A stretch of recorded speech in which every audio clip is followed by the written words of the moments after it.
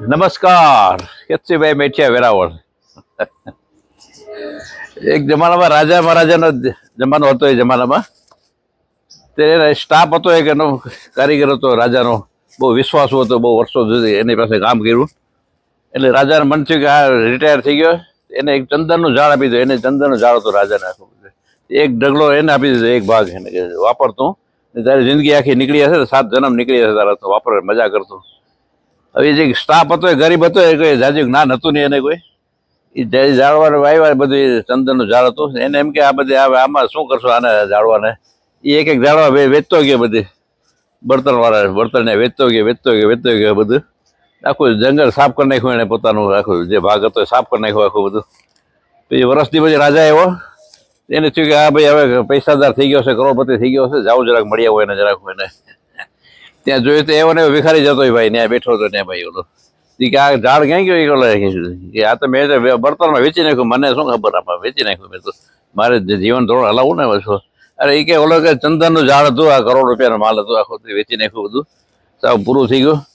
હવે છે કે થોડું ઘણો ગટકો વેચો છે કાં તો કે ગટકો વટકો નથી, પણ હથોડીને હાથો બનાવ્યો હતો ને, એ હાથો વેચો છે. હાથો એ કે હાથો છે એ કિંમતી છે, હવે હાથો વેચી નાખતું તો તને આવશે કરોડ રૂપિયા એના, તો તારી જિંદગી નીકળી જશે હવે. તો એક હાથો રૂપિયાની પાસે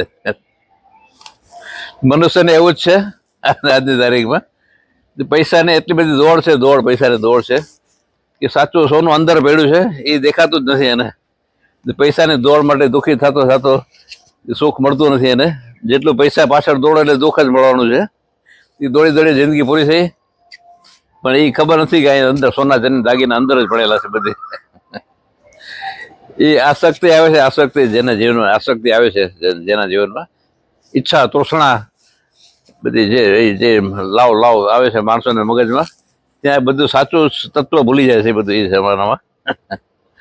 એટલે જે પડ્યું છે એનો ઉપયોગ કરી શકતો નથી અને ઈચ્છાઓ પાછળ દોડે છે માણસ, આજનો માણસ. એટલે એમાંથી શરીરના સિસ્ટમ બગડી ગયા કે એ આસક્તિ અને ઈચ્છાઓમાં શરીરને આખું બંધારણ આખું સિસ્ટમ બગડી નાખે. બીમાર પડી ગયા માણસોનું કારણ એ જ છે આજે. દવાખાના વધી ગયા અને આજની તારીખ હાલત એ છે કે ડોક્ટરો કરતા દર્દીઓ વધી ગયા છે.